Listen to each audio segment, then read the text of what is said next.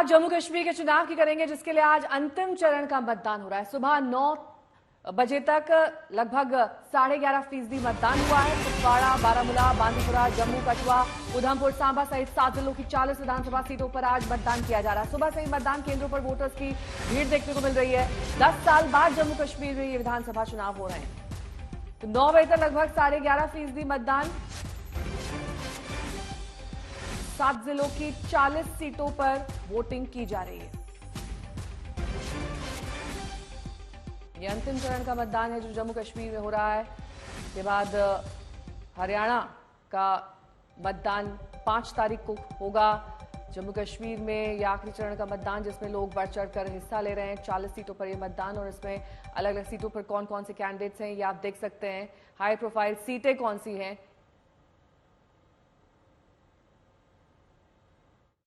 Jammu reason हो या कश्मीर घाटी हो, दिल खोलकर लोगों ने मतदान किया है। अप्रत्याशित मतदान हुआ है।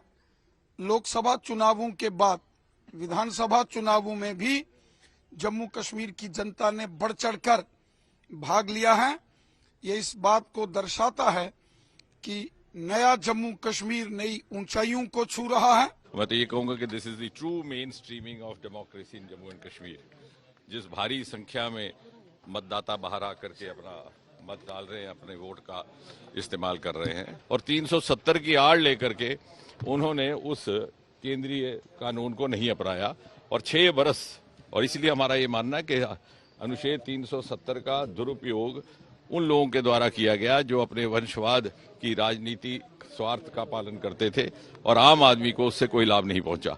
और ये जो आज 5 बरस के लिए विधानसभा का चुनाव हो रहा है, ये भी उसी का एक संकेत है।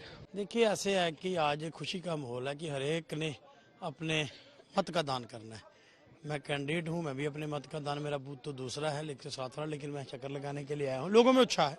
लोगों से मैं सबसे अपील करूंगा कि घर से निकलिए, अपने वोट का प्रयोग कीजिए, अपने मत का दान दीजिए, और देखिए कि कौन आदमी आपके मसले को हल कर सकता है और पीछे ने क्या किया, अगलों ने क्या किया।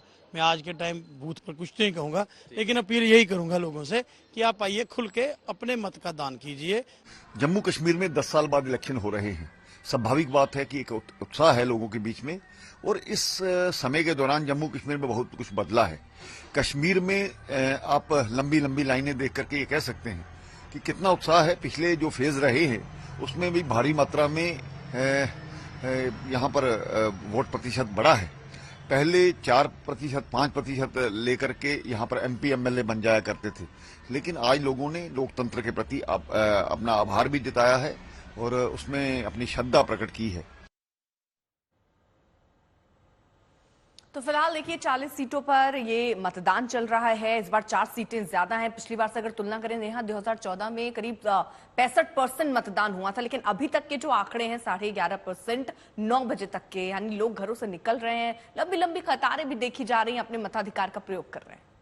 और पिछली बार भी जो पहले 2 चरण का मतदान हुआ था उसमें अच्छी संख्या में वोटिंग हुई थी। इसको लेकर भी वहां के जो लोकल लीडर्स हैं उन्होंने उत्साह जताया था। बड़े मुद्दे हम जम्मू कश्मीर के आपको दिखा रहे हैं। बेरोजगारी एक अहम मुद्दा, जब वहां के लोगों से बातचीत की जाती है सबसे पहला मुद्दा वो बेरोजगारी का बताते हैं। उसके बाद महंगाई, भ्रष्टाचार, पूर्ण राज की बहाली, अनुच्छेद 370, सुरक्षा और आतंकवाद, और साथ ही इस जगह का विकास, ये महत्वपूर्ण मुद्दे के तौर पर सामने आता है।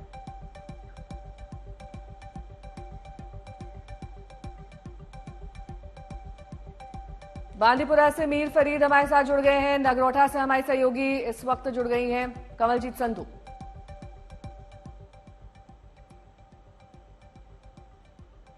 मीर फरीद, आप जहां पर हैं, जरा वहां दिखाई किस तरीके का उत्साह दिख रहा है वोटर्स में?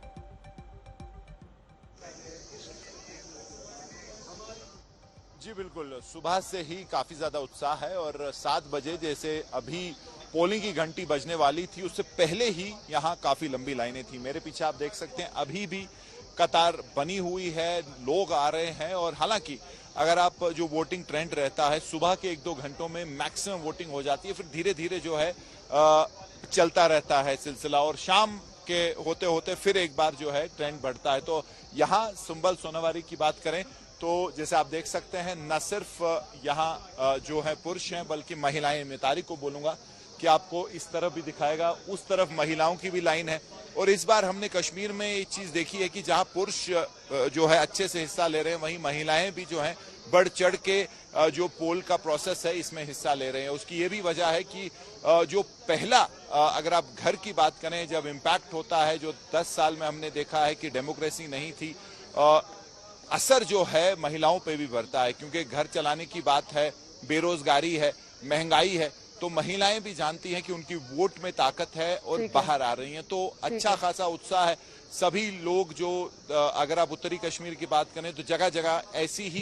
ठीक है, लौटेंगे आपके पास। कमलजीत भी मेरी सहयोगी जुड़ गई हैं इस वक्त, नगरोटा में उनकी मौजूदगी है। कमलजीत, जिस तरीके से मीर बता रहे हैं, वहां पर भी महिलाएं बढ़ चढ़कर वोटिंग में हिस्सा ले रही हैं।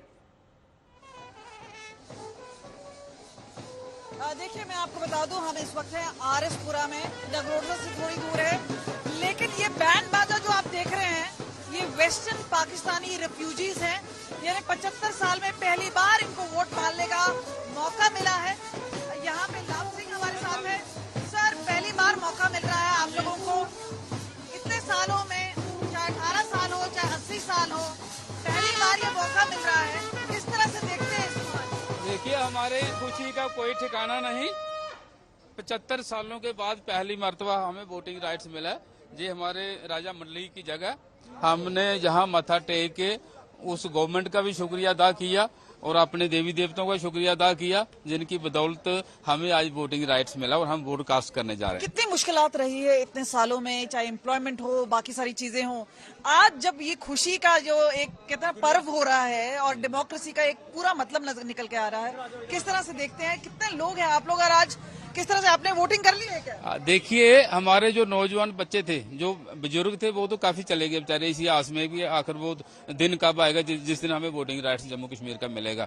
तो धारा 370 और 35 खत्म होने के बाद आज हम जा रहे हैं, सारे खुश हैं बच्चों को नौकरियां भी मिलेंगी अभी, और बच्चों की जो मन की जो खुशी है उसका कोई ठिकाना नहीं। जी देखिए, आप यहाँ पे कमलजीत